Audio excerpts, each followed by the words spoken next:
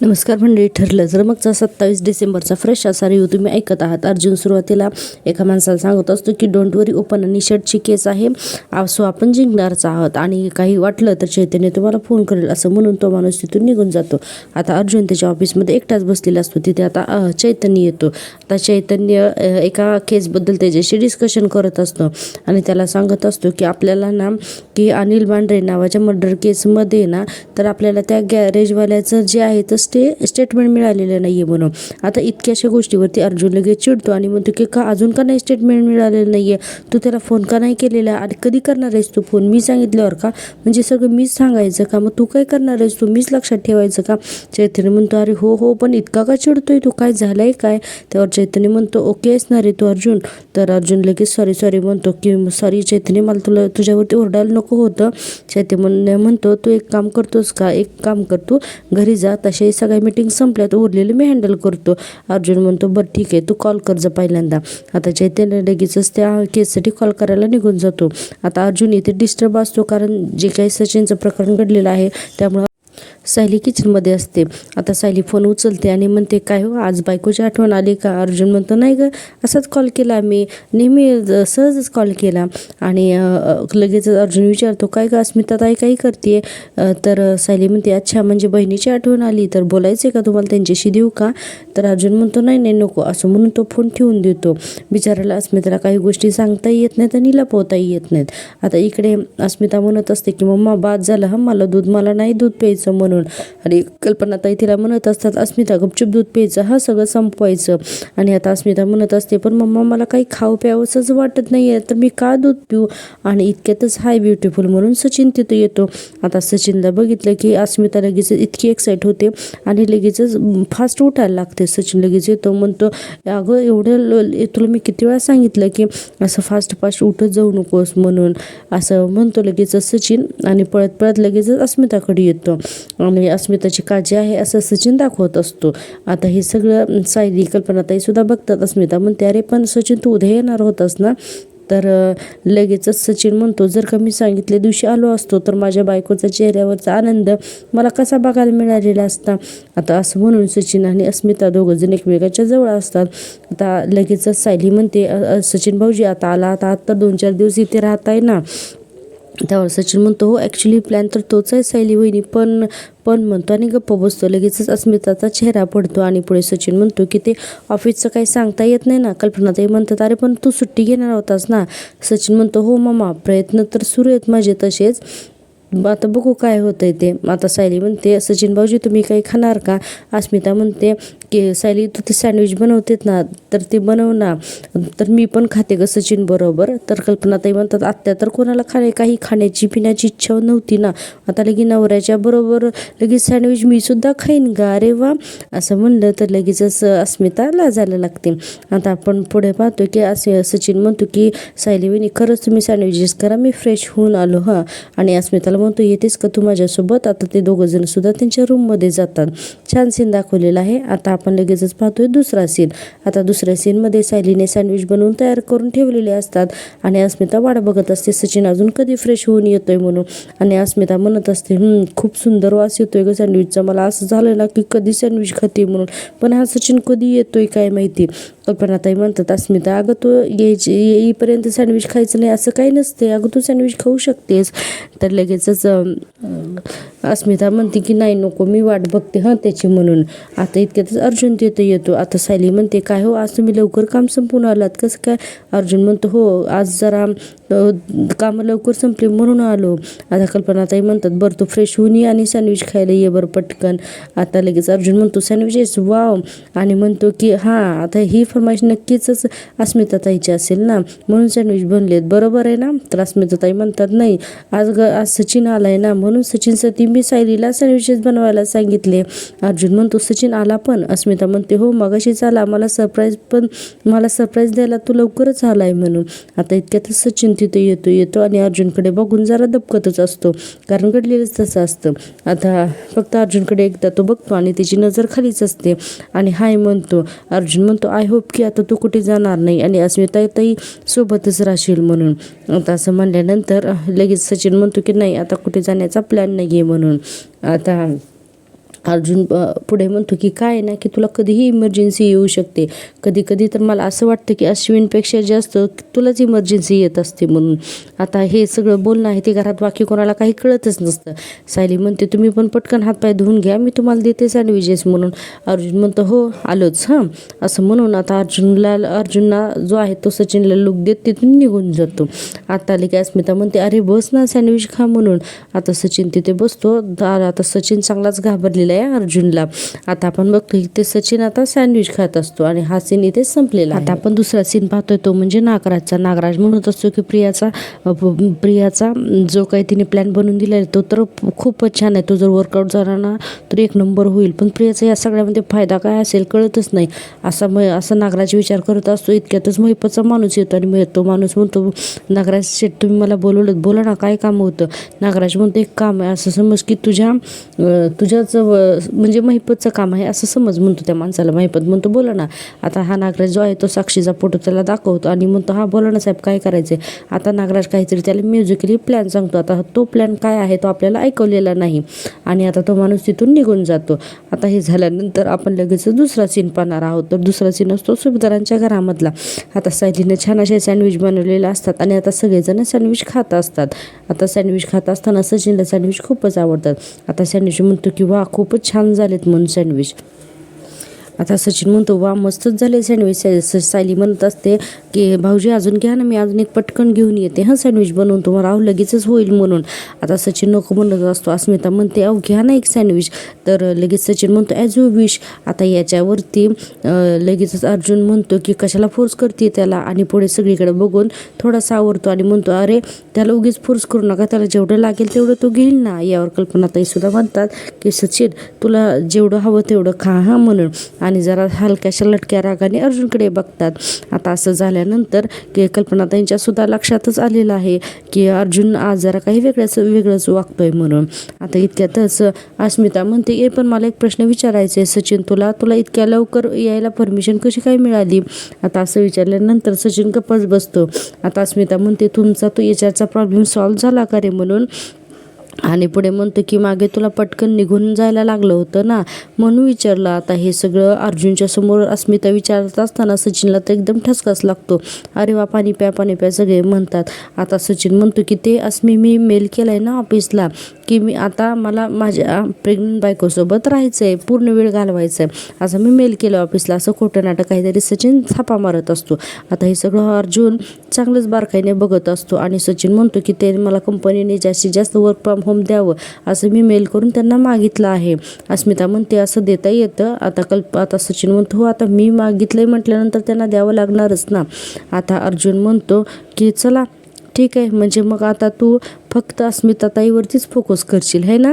असा अर्जुनच्या नजरेत काही वेगळेच भाव असतात आणि अर्जुन सचिनकडे बघून विचारतो. सचिन लगेच हो म्हणतो. अर्जुन म्हणतो ग्रेट म्हणून. आणि आता अचानक सचिनला एक फोन येतो. आता सचिनला फोन आल्यानंतर सचिन काही फोन कट करतो, घेत नाही. अस्मिता म्हणते अरे घे ना कॉल, कामाचा असेल. आता सचिन लगेचच खोटं बोलायला सुरुवात करतो की अस्मी अगं आता तू माझी प्रायोरिटी आहेस ना, असं काम नाही काही असं म्हणून तो लगेचच फोन कट करतो आणि खिशात ठेवतो. अस्मिता बिचारी हसत असते, तिला यातलं काही माहितीच नाही. पण अर्जुन एवढा चिडतो ना या सगळ्या गोष्टीवरून. अर्जुन लगेच ताट खाली ठेवतो आणि चिडून म्हणतो की सायली म्हणते अहो खाऊन तर जा ना, कुठे निघाल्यात. तर अर्जुन म्हणतो भूक नाही आहे मला असं म्हणून अर्जुन तिथून निघून जातो प्लेट ठेवून. आता कल्पनाताई म्हणतात याला काय झालं, आणि पुढे म्हणतात कदाचित कामाचा स्ट्रेस असेल याला. आता पण सायलीच्या लक्षात आलं आहे की अर्जुनचं काहीतरी बिनसलंय म्हणून, पण आता इथे स्पष्ट असं काही दाखवलेलं नाही आहे. आता आणि हा सीन इथेच संपतोय. प्रेक्षकांनो मी जर दिलेला रिव्ह्यू तुम्हाला आवडत असेल तर प्लीज चॅनल एक लाईक करा आणि सबस्क्राईब करा. चॅनल मॉनिटाईज होण्यासाठी सबस्क्रायबरची खूप गरज आहे आणि तुम्ही पाहताय की आपले सबस्क्रायबर जे आहेत तर ते 95% प्रेक्षक अजूनही सबस्क्राईब करत नाही आहेत. सगळेजण व्हिडिओ पाहतात पण अजून कोणीही सबस्क्राईबच करत नाही आहे, तर प्लीज सबस्क्राईब करा. आता आपण पाहतोय दुसऱ्या सीनमध्ये आपण पाहतोय इकडं साक्षी जी आहे ती कंटिन्यू सचिनला फोन लावत असते आणि सचिन काही फोन उचलत नसतो आणि सतत साक्षी म्हणत असते की उचल सचिन प्लीज फोन उचल, आणि पुढे म्हणते की फोन का उचलत नाही हा परत माझे कॉल कट करायला लागलाय, हा परत गायब तर नाही ना होणार, असा साक्षी विचारच करत असते. आणि पुढे म्हणते की मला या मुलाचं ना काही कळतच नाहीये, काय करू मी याचं. आता इतक्यातच महिपतचा तो माणूस तिथे येतो आणि साक्षी त्याला म्हणते की का बोलवलेस तुम्हाला इथे. आता तो एक शब्दही न बोलता खिशातून एक चिठ्ठी काढून देतो. आता साक्षी म्हणते काय हे, तर तो काहीच बोलत नाही. ती म्हणते अरे हे काय कोणी दिले, पण त्याला हाक मारते पण तो थांबतच नाही. आता ती चिठ्ठी उघडते आणि वाचते. त्यावरती लिहिलेलं असते की सावध राहा म्हणून. आता हे सगळं बघितल्यानंतर साक्षी इतकी घाबरते की बापरे, खूपच साक्षी घाबरते.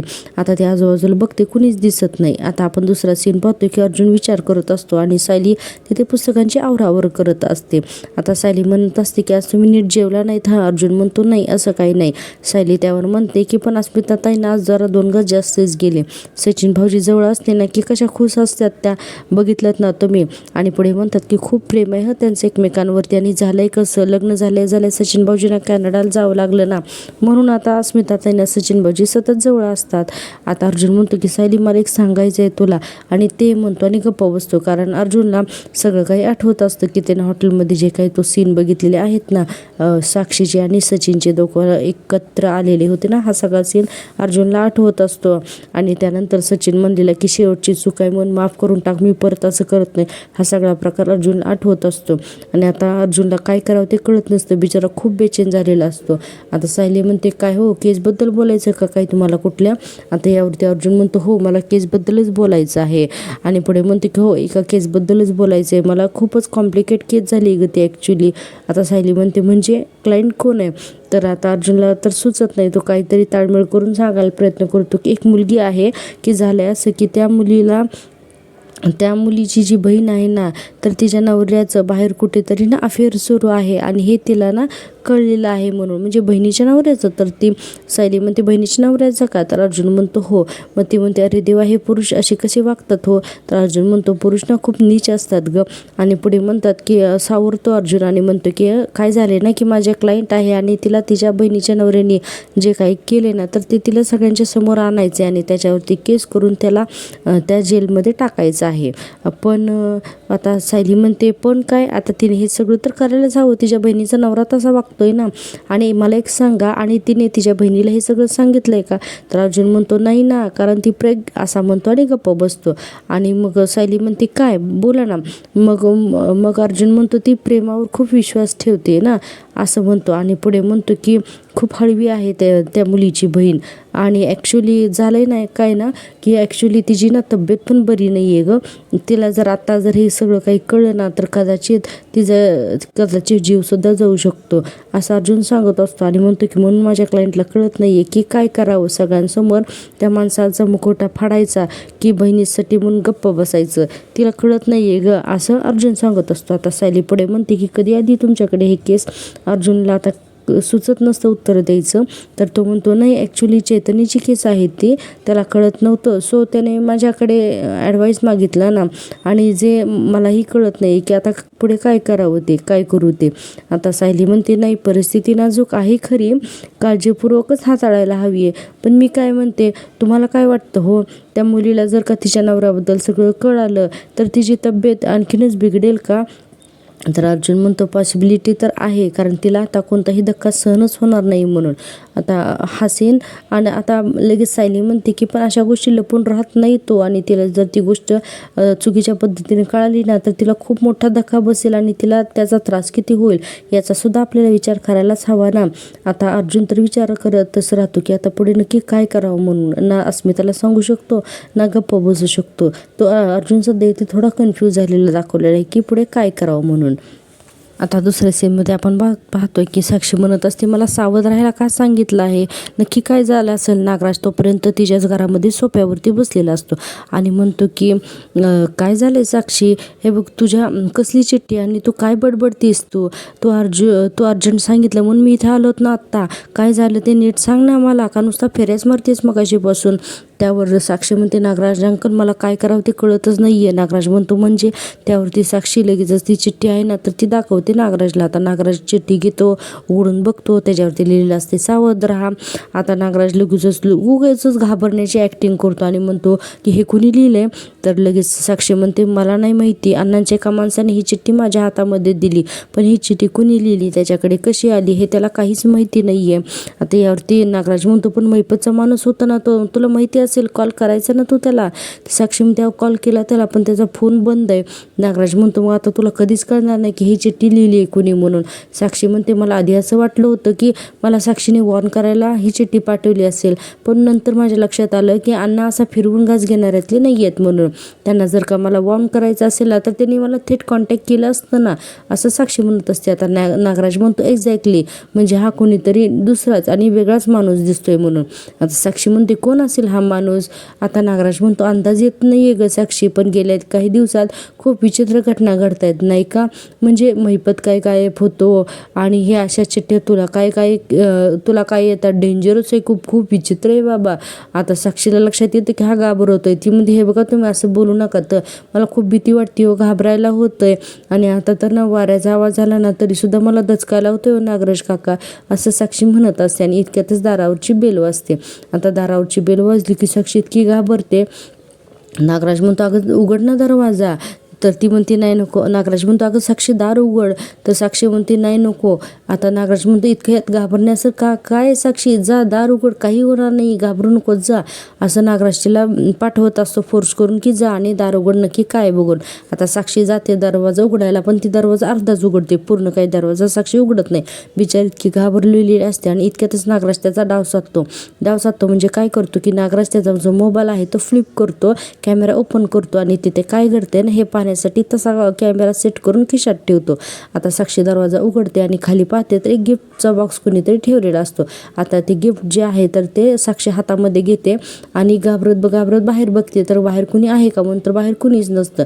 आता साक्षी आतमध्ये येते. इतक्यातच नागराज त्याचा फोन सेट करून खिशामध्ये ठेवतो, जेणेकरून साक्षीचं जे काही बोलणं किंवा साक्षी जे आहे तर ते सगळं रेकॉर्डिंग व्हावं म्हणून. आता साक्षी येते. नागराज म्हणतो काय ग काय हे. तर साक्षी म्हणते बाहेर कुणी नव्हतं, पण हे दारात ना कुणीतरी ठेवून गेलं. आता नागराज म्हणतो हो का, बघू आण बरं मी बघतो. असं म्हणून ते गिफ्ट घेतो आणि उगीच ते गिफ्टचा कागदवरचा रॅपर फक्त काढतो आणि पुन्हा ते गिफ्ट जे आहे तर ते साक्षीकडे देतो. उगीच तो घाबरल्यासारखं करतो, गिफ्टचा कागद काय काढतो आणि चेहऱ्याचे त्याचे हावभाव काय लगेच वेगळे वगैरे असे दाखवलेले आहेत. आता तो साक्षीकडे तो पुन्हा परत गिफ्टचा बॉक्स देतो. आता ते साक्षी ते गिफ्टचा बॉक्स उघडते आणि एकदम घाबरते ना, कारण आणि इतकी घाबरते की बस, आणि लगेचच म्हणते की हे हे हे असं करायला लागते. आता नागराज त्याच्याकडे बघतच असतो. आता साक्षी म्हणते हे बघा हे माझा भूतकाळातले फोटोज आहेत म्हणून, आणि ते फोटोज दाखवलेले आहेत आपल्याला. आणि पुढे म्हणते की म्हणजे साक्षी शिकरेच्या भूतकाळातले फोटो आहेत ते. ही आहे ना ही मीना पाटील, साक्षी शिकरे म्हणून जिला मारलं गेलं ना तर ती ही मुलगी मीना पाटील म्हणून. आता हा फोटो नागराजला ते दाखवत असते. नागराज म्हणत असतो साक्षी शांत हो, पॅनिक होऊ नकोस. साक्षी म्हणते लगेच ते बॉक्स खाली ठेवते आणि म्हणते अर्थ कळतोय का तुम्हाला, हे याचा अर्थ कळतोय का, हा कोण माणूस आहे ज्याने मला हे सगळे फोटो पाठवलेत म्हणून. आणि पुढे म्हणतो की त्याला माझं भूतकाळ माहिती असेल का. साक्षी एवढी घाबरलेली असते की बस. साक्षी म्हणते नागराज काका कोण असेल हो तो माणूस, तो मला जेलमध्ये तर नाही ना पाठवणार, मला माणूस माझा खून तर नाही ना करणार तो माणूस, मला नाही जायचं जेलमध्ये, प्लीज प्लीज प्लीज मी काय करू, मला ना खूप भीती वाटते. इतकी साक्षी पॅनिक झालेली दाखवली आणि नागराज तिला सांभाळण्याचं नाटक करत असतो. आणि साक्षी सतत म्हणत असते की नागराज काका मला आता वाचवा ह्यातून, मला आता यातून बाहेर काढा. आता नागराज म्हणत असतो की रिलॅक्स प्लीज, शांत हो. आता साक्षी म्हणते की नागराज काका तुम्ही आहात ना माझ्यासोबत, माझे अण्णा कुठे आहेत, त्यांना काही झालं तर नसेल ना. आणि पुढे म्हणते की त्यांच्याशिवाय ना मी या सगळ्यांना धमक्यांना नाही सामोरे जाऊ शकत, मला माझे अण्णा हवेत, मला खूप भीती वाटते म्हणून साक्षी आता रडायला लागते. आणि म्हणते की अण्णा प्लीज तुम्ही परत या, अण्णा कुठे आहात तुम्ही, अण्णा तुम्ही प्लीज परत या, मी खूप घाबरली. आता हे सगळं साक्षी बोलत असते. आणि लगेचच महिपत त्याचा खिसा समोर करतो आणि पुढे म्हणतो की साक्षी प्लीज रडू नकोस, मी आहे ना, तुझा हा नागराज काका तुझ्यासोबत आहे, हा माणूस इथपर्यंत जरी पोचलेला असला ना तरी मी आहे ना, अजिबात काळजी करायची नाही, शांत हो. आणि साक्षी म्हणत असते माझ्या अण्णांना घेऊन या ना, कुणीतरी माझ्या अण्णांना घेऊन या, मला खूप भीती वाटते, माझे अण्णा माझे लवकर या ना अण्णा. म्हणून साक्षी खूप रडत असते, अक्षरशः लहान मुलासारखं साक्षी रडत असते. आणि नागराज त्याच्याकडे तिरक्या नजरेने बघत असतो, जेणेकरून त्याच्या खिशामध्ये असलेला जो मोबाईल आहे त्यामध्ये सगळं रेकॉर्डिंग होण्यासाठी. आणि हे सगळं रेकॉर्डिंग तो आता नक्कीच महिपतला दाखवेल. आता आपण लगेच लगेचच पुढचा सीन पाहतोय अर्जुन आणि सायलीचा. सायली म्हणत असते या सगळ्या प्रकरणात मला केसबद्दल आपल्या बोलायचं राहूनच गेलं. अर्जुन म्हणतो कशाबद्दल? तर सायली म्हणते आपण या सगळ्या प्रकरणात सुमन काकूंची मदत घ्यायची का?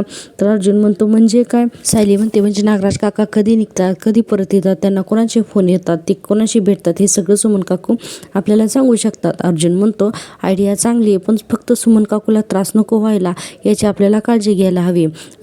सायली म्हणते सुमन काकू आता कच नाही खाणार, त्यांच्याकडून आपल्याला नागराज काकांच्या सगळ्या हालचाली कळत राहतील ना. आणि मी म्हटलं ना की आपल्याकडे एका मोठ्या चित्राचे फक्त तुकडे आहेत म्हणून, आणि आपण ते विस्कळीत तुकडे हातात घेऊन बसलोय ते, आणि म्हणूनच महत्त्वाचे दोरे आपल्या हातून निसटत आहेत. साक्षी आता बोलायला लागते. पुढे म्हणते की पण ते कोणते तुकडे आपल्या हातून निसटत आहेत तर ते कळत नाहीये, ते कळायला हवं. अर्जुन म्हणतो मला सुद्धा असंच वाटतंय की हे सगळं जे आहे तर ते एक झिगझॉग पझल आहे. आता सायली म्हणते आणि आपण या आता तुकड्यांकडे त्रयस्थपणे लांबून पाहायला हवं. आता अर्जुन म्हणतो की म्हणजे प्रिया महिपत कनेक्शन, आणि पुढे म्हणतो की नागराज महिपत कनेक्शन, बाबू महिपत कनेक्शन, आणि महिपतला सुपारी देणारा तो मिस्ट्री मॅन. हे सगळे जे आहेत ते हे सगळे पीसेस एकत्र आले ना की काहीतरी कळेल आपल्याला. आणि पुढे म्हणतो की मला वाटतं हे सगळं आपण लिहून घेऊयात म्हणजे क्लॅरिटी येईल आपल्याला. त्यावरती सायली लगेचच बरं म्हणून तिथून जाते. आता लगेचच अर्जुन जो आहे तो एकटाच हातवारे करून काहीतरी म्हणत असतो मॅप म्हणून, आणि इतक्यातच सायली त्या मॅपपर्यंत जाते आणि अर्जुन म्हणतो एक्झॅक्टली असाच हा मॅप, आणि म्हणतो एक मिनिट हा केस स्टडी बोर्ड आहे आणि तू तयार केलास? हा. तर सायली म्हणते हो, तुमच्याबरोबर राहून एवढं तर शिकलीस मी. रविराज काकांचा अपघात झाल्यापासूनच्या सगळ्या बारीक सारीक गोष्टी या बोर्डमध्ये मी लिहून ठेवण्याचा प्रयत्न केलाय म्हणून. अर्जुनला हे खूपच आवडतं. अर्जुन म्हणतो वाव ग्रेट म्हणून, छानच केलेस तू. आणि तो बोर्ड जो आहे तो खूप छान खरंच सायलीने बनवलेला असतो. तो बोर्ड आपल्याला सुद्धा दाखवलेला आहे. तन्वी आणि नागराज दोघांचाही महिपतशी संबंध आहे आणि मग या दोघांना सगळ्या गोष्टी माहितीच असतील. आता ही गोष्ट लवकरच अर्जुनच्या लक्षात येणारच आहे म्हणून. आता यानंतर आपण एक वेगळा ट्विस्ट पाहतो या सिरियलमध्ये. तर तो ट्विस्ट म्हणजे हा आहे की आता सायलीची एक गोष्ट लक्षात येते, तर ती म्हणजे की जेव्हा तो मृतदेह सापडला तेव्हा रविराज काकाने हे मान्यच करायला तयार नव्हते की ती डेड बॉडी प्रतिमात्याची आहे म्हणून. पण अर्जुन म्हणतो ती डेड बॉडी प्रतिमात्याची नव्हतीच, मग तन्वीचा DNA त्या फेक बॉडीशी कसा काय मॅच झाला हा प्रश्न आता पडला, आणि हे खूप मोठं सिक्रेट आता ओपन होणार आहे. आणि इकडे नागराज महिपतला धमकी देत असतो की उद्या जर पोलिसांना कळलं की समीरा शेखर म्हणजे साक्षी जिवंत आहे तर तिला जेलमध्ये जावं लागलं, हे चालणार आहे का तुला? म्हणून आता नागराज महिपतला धमकी देतोय. आता अर्जुन म्हणतो की डेड बॉडी मिळाली होती रविराज काकांना, म्हणजे या सगळ्यामध्ये हॉस्पिटलमधलं कुणीतरी सामील असणार आहे, कारण हॉस्पिटलमधून डेड बॉडी मिळाली होती रविराज काकांना. आता म्हणजेच या हॉस्पिटलपैकीच एक जण कुणीतरी सामील असेल आणि त्याला हे सगळं कुणीतरी करायला सांगितलं असेल. आता अर्जुन आणि सायली जे आहेत तर ते आता हॉस्पिटलमध्ये जाऊन सगळं शोधणार असतात की हा प्रकार काय आहे तो, आणि हे सगळं उद्याच्या भागात दाखवणार आहेत. आणि प्रेक्षकांनो आजचा हा भाग इथेच संपतो, पण प्लीज चॅनलला सबस्क्राईब करा, एक लाईक करा. लाईक केल्यामुळे असे छान छान रिव्ह्यू देण्यासाठी आपलं मनोबल खूप वाढतं. भेटूया उद्याच्या भागात, तोपर्यंत थँक्यू सो मच.